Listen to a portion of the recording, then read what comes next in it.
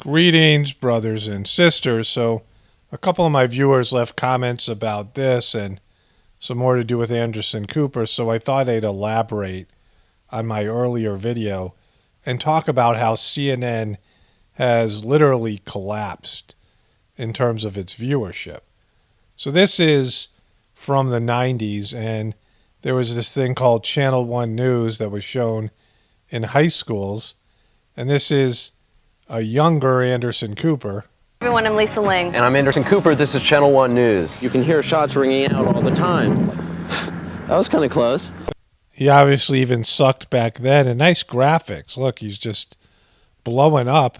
Over the past couple of years at Channel One, it's been my privilege to cover many stories for you. Some happy, some sad, some even tragic. After months of watching, And here he is being embarrassed, right?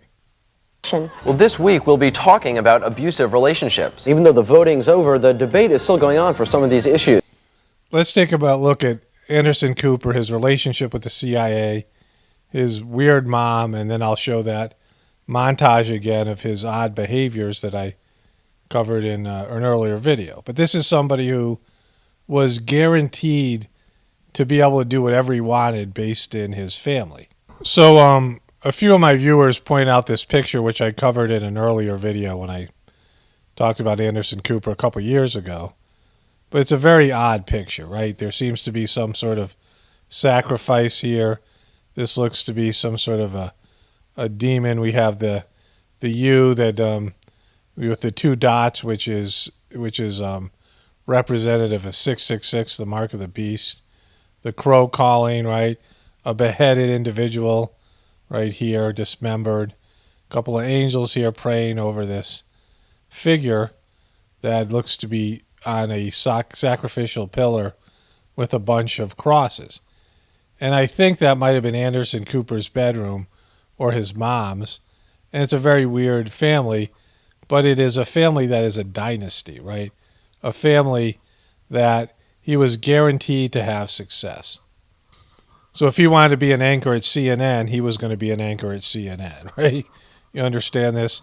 There's so much of the Vanderbilt wealth out there, universities and all these various establishment buildings being named after the Vanderbilts, and they had bought influence on many different levels, through universities, through establishments, through businesses, and they have a certain type of privilege that other families and other people don't have. And so his ability to get into a college and choose his career and all of these things, right?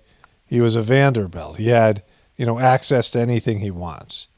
And so let's see the career path he took, because part of it involved a choice to join the CIA. And so Anderson Cooper worked for the CIA, and he addressed it in his blog here. So an interesting thing happened today. This is Anderson Cooper from September 6, 2006. A website has published an article saying that I once worked for the CIA. CNN received a call from the website yesterday informing us that they were going to publish this story. They didn't have all the facts straight, and I received some questions about it. So I decided just to write this blog post, hoping to get the facts out there. Remember, this was a guy I covered yesterday that says in his family was a family of lies, and that he wanted his ex to lie to him about his son's first steps. Secondly, then I got really pissed at Benjamin I was like, in my household when I grew up, you would lie about everything. In his household, when he grew up, you would lie about everything. Right? In his house, the Vanderbilt household, when you grew up, you would lie about everything. He was adopted by the Vanderbilts. He had a brother who died. And, the Vanderbilt's one of the richest families, and just weird stuff with his mom. I think her name was Gloria Vanderbilt. Just, a psychological nightmare. But he is saying that in his family, they would lie about everything. So, he should have just lied, and he shouldn't have said he just walked. He should have lied. He should have just lied. This is one of CNN's most prominent figures. So this is a person who isn't into the truth. but in this blog post, apparently he is. As a college student, I had a number of summer jobs and internships, including working at the CIA. Who didn't? Like, who didn't have a summer job at the CIA and the FBI? You know, didn't we all? Like, when I was in college, I had a job at the CIA. It was spelled W-A-W-A. Wawa's. I worked at Wawa's convenience stores. Here's my jobs that I had when I had a couple of different, I went to college 3 different times and then got a master's degree in counseling. And so the second attempt at college, I lived in an apartment and I had multiple jobs. I opened a town building in, Connecticut, and, the town hall or whatever it was. And then I was a janitor and I cleaned the Parks and Recreation part of the town hall. There's a gym. It used to be a school, so they converted it into a town hall, and I'd mop the gym floor and clean the locker room, all the stuff you do as a janitor. And I woke up at 5 in the morning or whatever it was. I used to ride my bike, and then eventually I got a car. And then I also worked at Wawa's, and I was given the esteemed title of Mr. Wawa. And then from my Parks and Rec job, I ended up refereeing volleyball. And I was a good athlete, and I played lots of different sports. And because of having, jumping ability and things like this from basketball, I played volleyball with my friends, or beach volleyball and things, and loosely knew the rules, but not in any official capacity. Like, I could spike the ball and, set the ball and things like this. And I'd watched volleyball, Olympic volleyball and things on TV, but never anything official. And so the guy who ran the Parks and Rec department, because I was working there, and we were, we knew each other a little bit. And he said, I really need somebody to open up the gym and ref volleyball. And I'm like, I don't know enough about it to do that. I'm not an official referee. I tried to ref basketball before, some summer camp, right? And it sucked. Like, it's not an easy job. It's not something that I'm actually good at. And so, and I knew the rules of basketball a lot more than I did of volleyball. He said, you're the only person. And so what you do is there's this chair, and the chair is 14 feet high or something crazy, right? Really high chair. And it's uncomfortable. And the way the chair is, it's almost like you're falling out of it. The way it's like you're just up on stilts. And you're supposed to lean over and keep your hand on the top cable of the net. So if anybody touches the net, you can feel it, right? You can feel the vibration, because sometimes they just brush against it, and that's a violation. I couldn't feel shit, right? Like, I didn't, I never had one time where I could, even with my hand on it, because I was watching too many other things go on. And then you were supposed to look at the net and then look for, carrying the ball, these different things. And I, couldn't do it. I didn't know enough about volleyball, and I wasn't good at it. And the players started to revolt, the teams, and they were yelling at me constantly, right? The first, time. There's a Polish team, and they were yelling at me in Polish, right? And so finally I said, look, you guys need to, shut the F up, right? I said, I'm not an official ref. I'm doing this as a favor to my, boss or whatever it was. And if I don't do it, you guys don't have a league. There's no one else to come and do this. There's no refs. How many people know how to ref volleyball? I said, I don't really know the rules, and I've never ref before, and I haven't done it in official capacity. I'm coming here to open this thing up. You guys need to make your own calls or whatever, right? Just like you do in a pickup basketball game. You guys got to be on some sort of an honor system and admit, because I can't do it. I'm not, and if I don't show up here, you guys don't have a league. You guys need somebody to open up the gym, whatever it was, right? So they just, they said, all right, whatever. There's nobody who wants to do this job. It's me or nobody else, right? And so, went on from there. And then eventually I also worked in a health club. I had to work semi full time because I was living in an apartment, and, there's all those things. I was paying my way through school. And so, I worked in this racquetball club that had a fitness center. And all of those jobs I got because somebody I knew was working at the place. I had a friend a roommate who was working at Wawa's. My brother used to work for the town, this town where I opened the town hall. He used to do the job I was doing. And so, I got his job. He said, I'm going to quit. They need somebody. So, that's how I got that job. Then the volleyball job from that. And then I had another friend that worked at this racket club. And so every one of these jobs I got while I was in college was because someone I knew worked there, right? So think about this as we go back to this Anderson Cooper story. The guy was, of course, a Vanderbilt, which came with a lot of privileges. And he was in Yale and possibly Skull and Bones, which both are, very important in terms of the CIA. Yale and CIA and the Skull and Bones are all linked together. And I'll get into that in just, in a bit. And he went to Yale, which is in Connecticut, and he ended up working for the CIA during the summers as he did these internships, he said, and these summer jobs. But it was because he was connected, and he worked at the CIA in Virginia near Washington, D.C. And so, this is how he spent his summers, and you just don't walk in there as a college student and get a job at the CIA. And so there's a reason for this. And then why would a journalist student want a job at the CIA? Because it's something he obviously wanted.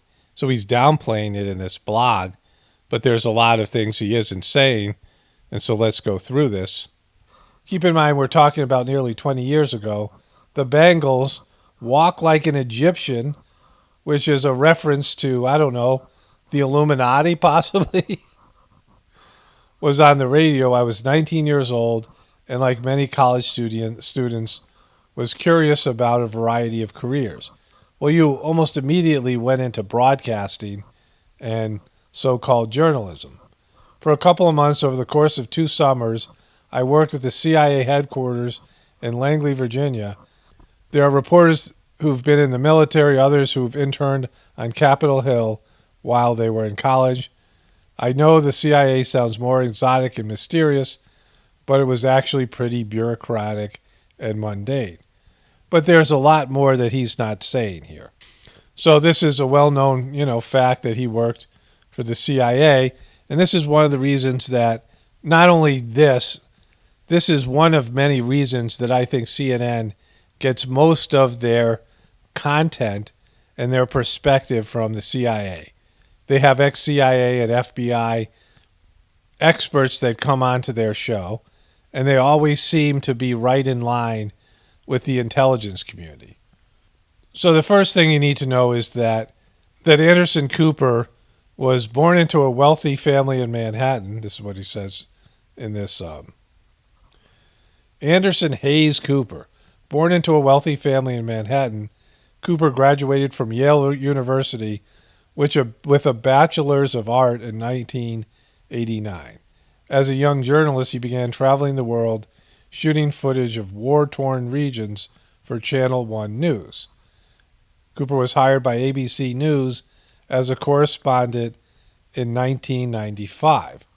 So this is his original blog post. My summer job nearly 20 years ago, right? My summer job. And he thinks he's being reasonable and rational in this blog post, that it was just a no big deal summer job at the CIA that any college kid could get. Just normal stuff, right? And let's get into the Yale connection. But even with this blog post, it's admitting so much. Anderson Cooper, who graduated in 1989, returns to Yale campus. Now, Yale and Harvard are 2 of the bigger schools, Ivy League schools, that are legacy schools where they have people who are rich and powerful go to those schools. In 2006, he gave the commencement at Yale. Again, somebody who's famous comes back to his alma mater. And then, of course, there's the Skull and Bones 322, which is an organization, a secret organization that has had a number of presidents and senators and various people who are members, right? We know that there was 2 Bushes, and John Kerry, who ran for president, was Secretary of the State. He ran against George W. Bush for president, and they were both in Skull and Bones. Skull and Bones is a secret society, a secret fraternity at Yale. And Yale has been joined at the hip with the CIA. It says here, Yale was closely connected with the CIA and its predecessor, the Office of Strategic Services. The CIA wanted the best and brightest. They found them at Yale. A brief history of the most notable Yale men at the CIA. For God and Country, Yale and the CIA. Yale, a great nursery of spooks, which means spies, right? And this is from the Yale News. For God, Country, Yale, and the CIA. And you have all these people who were associated with both Yale, the Skull and Bones, and the CIA. And so the Skull and Bones also was credited as establishing the CIA. And so you have all these presidents, President Howard Taft, right? William Walter Camp, all these Lehman Spitzer, all these wealthy and powerful men, Potter Stewart, McGeorge Bundy, not sure who that is. There's the first President Bush was a Skull and Bones member. William F. Buckley, famous writer for various New York, John Kerry, and Frederick Wallace Smith, who founded FedEx, right? George W. Bush, Steven Schwarzman. This guy's worth $11 billion. He started the Blackstone Group. Stephen Mnuchin, who is somebody who worked for Trump, or was Trump's handlers. Dana Milbank, he's a famous writer. He's a pundit that's often on CNN. And they don't even list John Kerry here, who was Secretary of the State. And so they have all these wealthy and famous people. And these guys hold public office. And this guy's a journalist, I think, of the Washington Post. And they can't talk about Skull and Bones. They can't even say Skull and Bones. They're not allowed to say anything about it. It's bizarre. I've covered this before. The former host of Meet the Press, Tim Russert, asked both George W. Bush and John Kerry about Skull and Bones, and neither would even say anything about it. They wouldn't acknowledge it, and like a year later, Tim Russert was dead of a heart attack unexpectedly, like on vacation. And the CIA had this heart attack gun that they brought in front of the Congress that fired a dart, and it left just a little like mark that no one would notice. And it had this dart that was frozen, and it would hit you, would dissolve in your skin, and you would have a heart attack, right? And so just saying, right? But it's bizarre that these guys won't even talk about it. Like a reporter for the Washington Post or a president, somebody running for president, they can't talk about the Skull and Bones, acknowledge anything about it, right? And so their membership was leaked. Somebody within the Skull and Bones or somebody, a family member, inherited they have a book with all the members so they can connect with each other over, the past, 50 years or so. I mean, the grandfather to George W. Bush, Prescott Bush, who was a senator, was a bonesman, right? So this is a long history of, international business power, political power, and media power, right? You have reporters who are part of Skull and Bones. And Anderson Cooper, went to Yale and would be a great candidate for them, right? Because of his connections, his family, and all these things, and then becoming the face of CNN. But then there was the movie The Good Shepherd, which was made by Robert De Niro and starred Matt Damon, who went through this, humiliation ritual. It was very sexual. And he was a Yale student, and he was introduced to the Skull and Bones and became a member, and then later he founded the CIA. And this is, it's a fictional movie, but is it, right? We already know that there's a link between Yale and the CIA and Skull and Bones. And now, of course, Skull and Bones is at Yale. And Anderson Cooper, who comes from a prominent family, why wouldn't he be in Skull and Bones? This is Matt Damon, who is dressed in women's clothing and wearing a women's wig. and playing Princess or Miss Buttercup or something. Gay and frivolous, sexy in here. Miss Buttercup, Skull and Bones, accept or reject?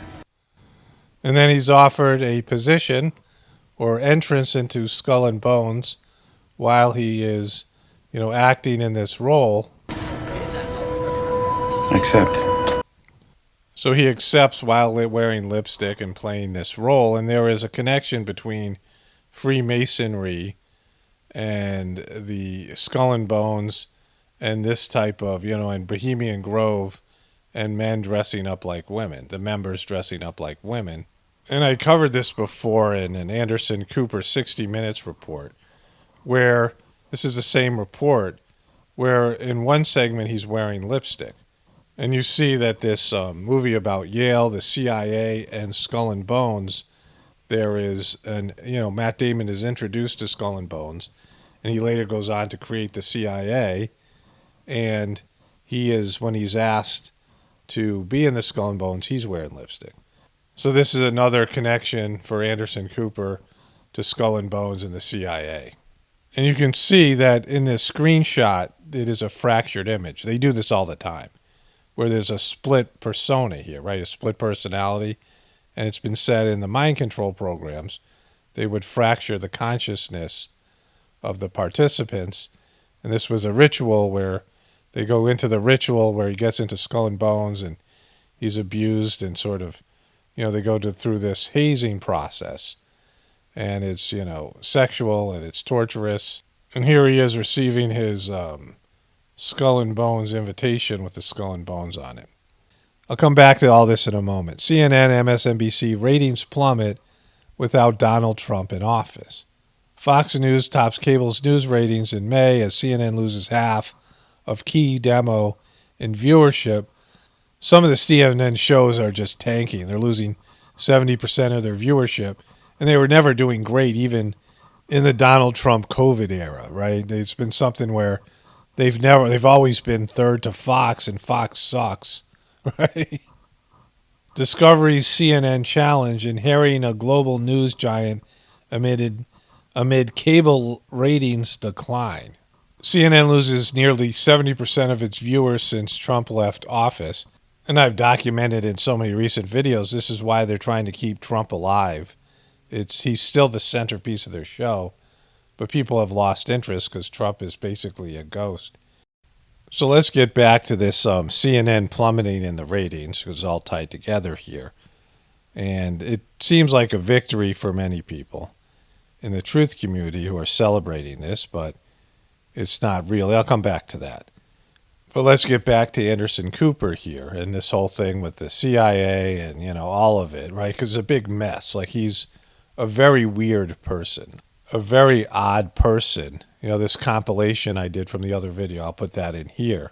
But I gotta tell you, I've already bought my ticket for that first trolley to hell. Maybe you find my steely blue eyes somewhat shifty. Give me one answer and you got 10 seconds. It goes well, she'd be like, doo-doo. Are you talking about her appearances on the Make America Horny tour? I'm gonna hand it over to Chris. Woo woo! For Cuomo prime time.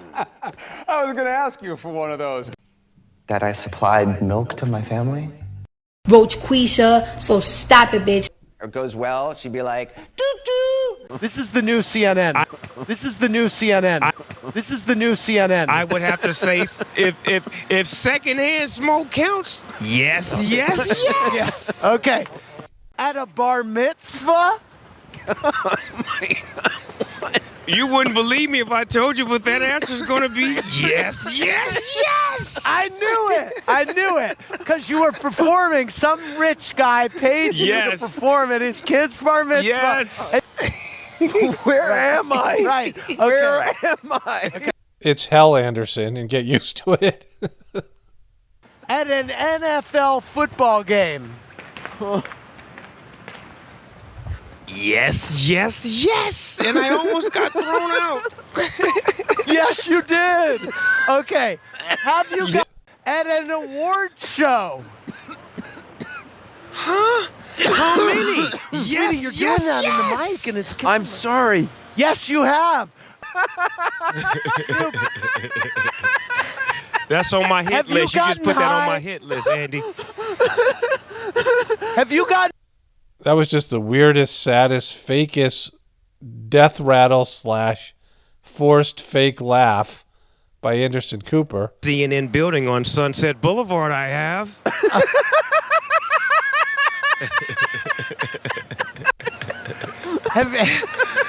Snoop? Have at the DMV. That would be a no. That would be a no-no.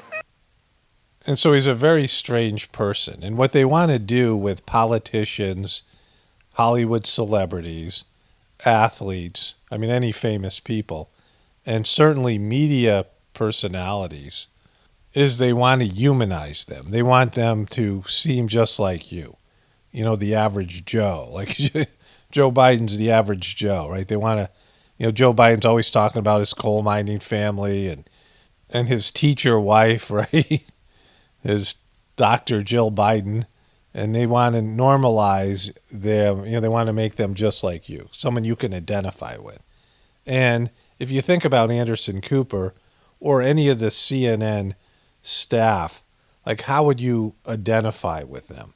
Like what about them is something that you can say, oh, that's like me, right? That's, I, you know, feel like there's some camaraderie between us. And, you know, I did a recent video, hopefully I have that somewhere, where these CNN reporters were told to cry on air. It was something that is very recent, had mostly to do with COVID.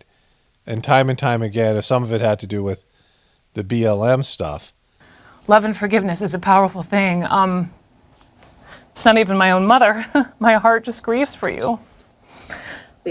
My final question is just, have you spoken with the nurse, Michelle? And what would you want to say to these heroes at the hospital? I on the ventilator, she remembers.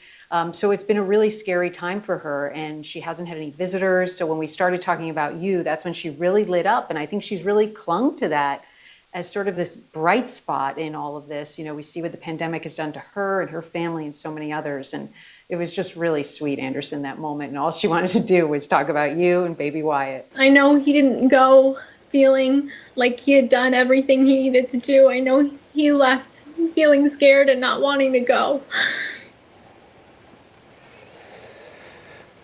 I can tell you my dad died when I was a little kid, and I know he really tried not to die because he didn't want to leave my brother and I and not have us know him. The only thing I can tell you is that they will know him through you. Even as a nation where many have become numb to this astronomical loss, I know that these stories of our fellow Americans puncture that armor that is natural to have accumulated over the past year, and that's okay. We need to remember the people that we have lost, even if we didn't know them personally. I know it is hard. I hear it from so many of you. I know you're tired. I know you're tapped out. You know, this is one of those situations where you try to be stoic and focus on the headlines. It's tough. It's tough. So, I also feel for Chris, and I know it's tough for you, and we're all fighting and rooting for him tonight. Well, sorry. I said I wasn't going to do this. Jesus. You know, this is the 10th hospital that I have been. I'm sorry. This is the 10th. I apologize. I'm going to try to get through this. This is the 10th hospital that I have been in. And to see the way that these families have to live after this and the heartache that goes so far and so wide, it's hard to take. I'm sorry, Allison. Hey, Sarah, no apology. No apology needed. We've been watching your reporting on the ground throughout this horrific year.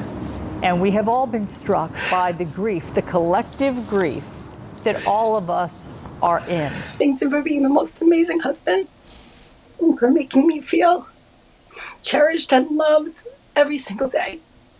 Every single day, my husband wrote me beautiful love letters in my lunchbox, not just have a great day. So our viewers know, I think your love for him. Sorry, you made me cry, actually.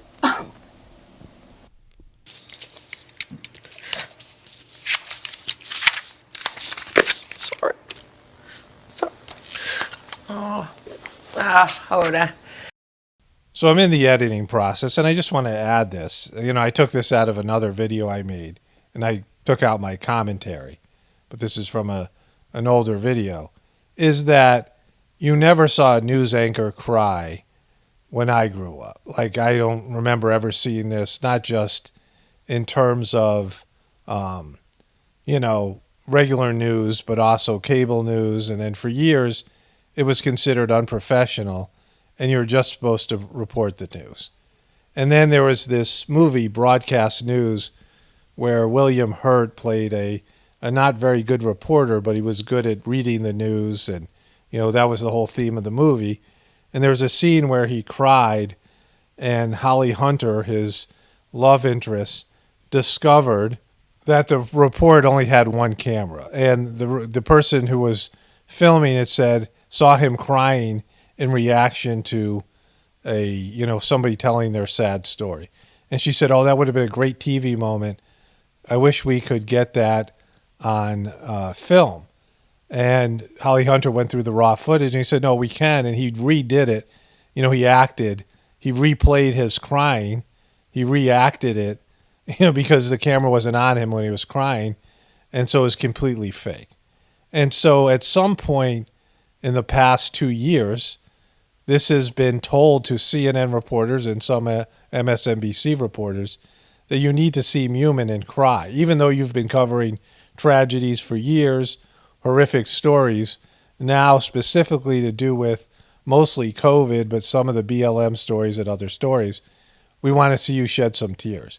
And they knew that they were going to have these, they do pre-interviews with the people, and, they're just not winging it out there. I mean, everything is, staged and scripted on the news, the guests that they have, right? And so they knew these stories were coming, and they were expected to emote. And each one of them is doing this. And you can see, some of them more than others, it's fake or they're not as good at it, but it's a decision that was made, right? And so watching these things again as I went through the editing process, you can see that there was something, some sort of order came down, and then they were told to cry, right? You can see it here. It's a change in news format. They decided to go with something new, which, makes it completely insincere and really manipulative and creepy. Do you think that spontaneously all of these news anchors got emotional and started to cry without any pre-planning or coaxing from their employers, right? That no one said, "All right, it's okay to cry now," or "I want you to cry." When you hear a story and it makes you feel emotional, or you watch a movie or something happens in your life and you spontaneously have a gush of emotion, laughter, sadness, crying is, a big one for adults. And so in this case, they heard these stories and they couldn't contain themselves, but it all happened coincidentally in the past year and a half, right? Even it was like within a year, all of these things were happening, and they started to emote and cry, and they never did it before. No other news, it's something where it's completely pre-planned and staged and insincere. All right, let's get back to my earlier scheduled programming here. But it was where they were crying on air to make them seem like human and not robotic and, all of these things. And Anderson Cooper is one of the most, weirdest, and he grew up as a Vanderbilt, completely nothing like your life. And people who come from generational wealth, and that's certainly one of the richest families, one of the biggest fortunes of all time, the Vanderbilt family, and a very odd family where he was told to lie about everything, and they lied about everything. And we know that people who have a lot of money get into deviant and decadent stuff. Like, that's just what they do. We see it in Hollywood. People even with recent money, they usually go from being whatever level of, morals and ethics that they have when they become rich. And I'm talking about really rich people, multimillionaires and billionaires. They become more and more decadent and deviant. They go from where they are now morally and then just downhill from there. But these families, they grow up with this immorality. They grow up with weirdness and crazy stuff. And, bizarre art and rituals and whatever it is. And so somebody like Anderson Cooper is twisted in some way, right? And then they go to Yale because, all these, Harvard or Yale, one of these Ivy League schools, and they have a different lifestyle. And he says, all right, I want to work at the CIA during the summer. Oh, done, right? You're a Vanderbilt, done. You can work in the CIA if you want. And for him to try to normalize that, going to Yale, coming from the wealth he came from, and then being the most prominent, member of the CNN team, the face of CNN, which is weird in itself. They chose that guy, right? Somebody who can't identify with normal folk. Normal folk can't identify with him, and just an odd, strange person. His brother committed suicide or something, and he, I think it was his biological brother. So whatever was going on there, these are people that don't want for anything. Like, he grew up in, a lavish lifestyle, and everything that he wanted was going to be given to him throughout his entire life. And yet his brother was depressed and mentally ill and all the things that was going on with him, and then the weirdness with his mom and all these things. But if you were the CIA, and the CIA functions very much like the mafia, like, there's all these spy movies. Why do you think there's all these spy movies? Why do you think there's a fascination with spying? Because spying is lying. It's being a deceiver, and being an actor is a deceiver. There's all these movies about criminals glorifying criminal behavior. TV series is about serial killers and like the whole Breaking Bad things or whatever it is, right? You see about all the various levels that criminal behavior, mafia movies, things like this have been glorified.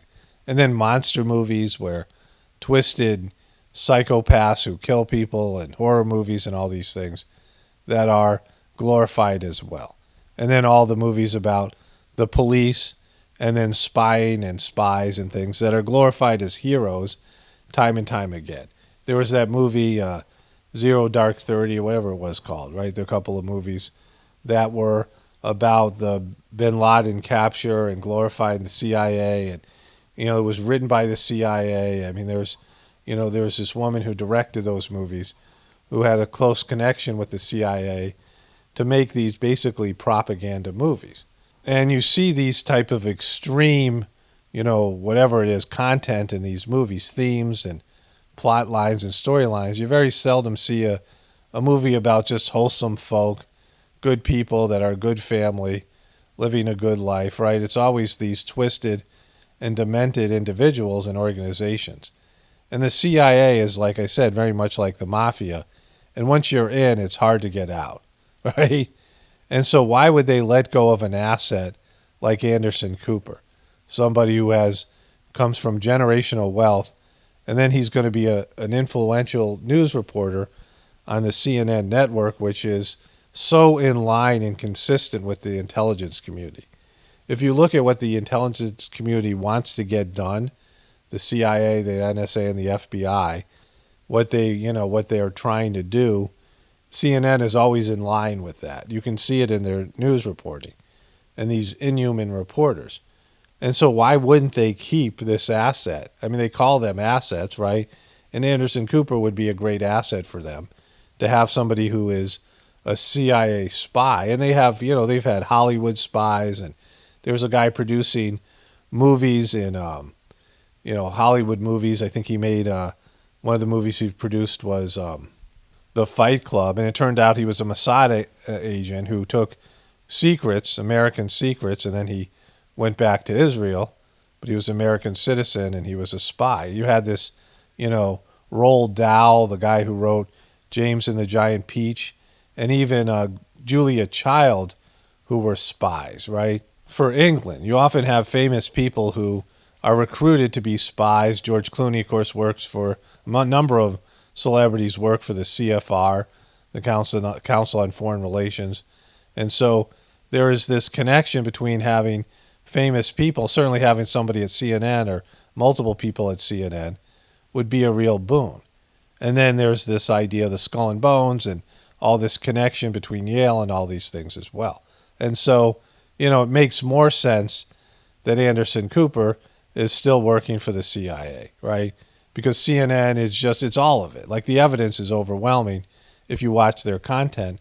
So what you would have is a news network that is a part of an organization that's conducted psychological manipulation, psychological, mind control programs on its citizens and done psychological operations and have created havoc all over the world because it's just, I've talked about how these so-called intelligence agencies, and it's not just American, it's all around the world, have created, assassins and have created so much bad blood, and they're liars and deceivers, and their belief is that the world is full of evil people, which, I can't argue with that, but it's a negative approach to existence. So what the idea here is, in all these secret, organizations, is the world is full of evil people.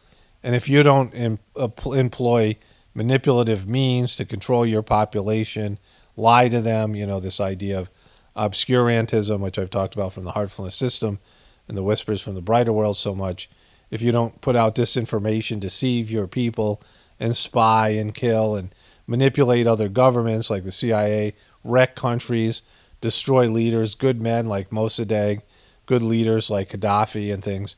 But if you're not rigging elections and undermining, leaders and creating regime change and just doing all this bad stuff to your own people, spy on them, all these things, you won't be able to control. And this is all about control. It's self-perpetuating, right? If you're going to be in relationships where everyone's spying on each other and there's no trust, then you're going to be in this, situation where it's just going to get worse and worse. It's going to be taken to new levels. The NSA, these spying networks and all these psychological operations, it doesn't get better. It makes the people worse, and then nobody trusts the government, nobody trusts each other, and then everybody's got to have their own little spy agency, their own little assassins, all these things. They all have to have their own, devious, evil, demonic part of the government that is, running amok right now, right? Because you're dwelling on what's worst about people, and that's, the essence of this video. And then you have these reporters at CNN and all these people who aren't real people. They don't act the way normal, average people act. And when the social media comes out, right, and all of a sudden you have normal people you can identify with, who you can connect with, who think like you, and have a much more compelling narrative of what's going on, and they start poking through the disinformation, then all of a sudden these news networks fall apart, right? They can't compete. And so they bring in a Donald Trump and they freak out half of the population, and they're able to sort of survive through that period. I mean, they're not making money. They're going to eventually lose money because it's all fake and it's all contrived. And then you have all these people in the truth community who are like, oh, look, CNN's tanking and we're beating them, and, we're getting the information out. We're winning the information war. But the issue here is something that very few people understand. I say it over and over again, and people just don't want to believe it. You have a two-pronged problem. The first part is you think you have to take down the establishment. You have to take down the Democrats. You have to take down the government. You have to take down the media. You have to take down CNN more specifically. You have to take down the elite or the deep state or whatever the QBs call it, right? Whoever you think the enemy is, you have to take them down. And that can be done. Like the mob, the people can turn into a mob and flip out and take down whatever it is, right? That's always on the table. But the problem is, and has always been the problem, what do you do then? Like, what do you do then when you get rid of the establishment? See, it's very easy to destroy something, but then create something new. And you're going to have a lot of angry people broken up into fractured groups, all with a different ideology and perception of what to do next in terms of a new system, and nobody ever agrees. I mean, if you look at all the great revolutions in history, it always ends up getting worse, right? Look at the Russian Revolution, where they got rid of the Tsar, right? They got rid of their, royalty and the kings there. And then they now have communism. People are starving. North Korea, communism. Once you destroy the system and the controlling interests, the controlling people of the system, then things get worse. Look at the governments being taken down recently in Libya and Iraq and all these various countries of regime change, the Arab Spring, or any of the countries, the CIA, when they got rid of Mossadegh in Iran. Look at what Iran is now. It's a theocracy, a brutal one. Iran was a very moderate country. It had a democracy, and they elected this moderate leader, Mossadegh, who is a modern person, and bringing Iran into the world of capitalism. And so the British government, the British, what became BP, British Petroleum, whatever it was called back then, it's now BP. Remember, BP had that, the oil rig that exploded in the Gulf of Mexico. Remember that, right? Disaster. And so they had created the oil industry in Iran. And they were taking 80% of the profit and leaving 20% for the Iranians. And Mossadegh, who was a modern leader, a good leader, decided that was too much. He said, let's split it 50-50, which was still a pretty good deal for BP because it wasn't their oil, and they were drilling, they were taking oil from a foreign country, but they didn't like that. And so the CIA, which somehow, even though this had to do with the British, got involved and said, we'll take care of this. And they took down Mossadegh through creating all kinds of false information narratives, riling up thugs, and they got rid of this guy, who was a moderate leader. They put in the Shah, who was a bloodthirsty tyrant, which led to a eruption in Iran, who knew that America had screwed them over, and now they have the complete mess there. You understand this? And the people rose up and took over the government, and it just never was good after that. And we're part of a global system. And so when you have revolutionaries take over a country, it behooves all the other countries to not recognize these populist movements where the people take over a country, like in Cuba, for example. And so you're immediately going to be cut off from the rest of the world.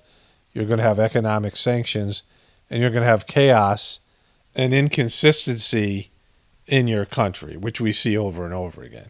And so all these people who are riled up right now, you wake up, you're like, oh my God, the country's worse than I thought, or you blame some group, we got to get rid of this group, and people flip out, which happens in the truth community, and you become sort of radicalized, and you just want to take these evildoers down at any cost. But then what, right? Do you have a plan for a new economic model that isn't the debt-based economic system? And how do you, the quadrillion dollars of debt that the American government is on the hook for, the system. And so that becomes your problem. So people don't have a solution, right? Most people don't have a solution. Most people in the truth community don't have a solution. Most presenters, people who put out content, they just want to destroy something. We got to go after and get these guys. We got to bring these guys down. We got to get rid of the cancer, not realizing the whole system is a cancer. And cancer is demonic. So what you have is a demonic system that is run by demons or, demon-friendly people, right? And if you get rid of them, then you have to take over the demonic system, and you have to become demonic. And then you realize all the things you have to do to keep the system afloat. And it wouldn't be anyway, because it would be destroyed when you destroy the people who run it. And so this isn't a solution. I have a real solution, that doesn't involve any of those things, addressing the system directly. Because the system inevitably is going to, die of its own demonic nature. I mean, all systems die. Everything has a phase. Everything has a season. And so things end. Good things end and bad things end, right? Bad things usually end much quicker than good things. And so this is the end of the Kali Yuga. It's the end of this phase where, there's rampant materialism and, heavy, gross kind of human condition. And then we move to a more spiritual phase, which is happening. This has happened before on planet Earth, and you don't have to do anything about it.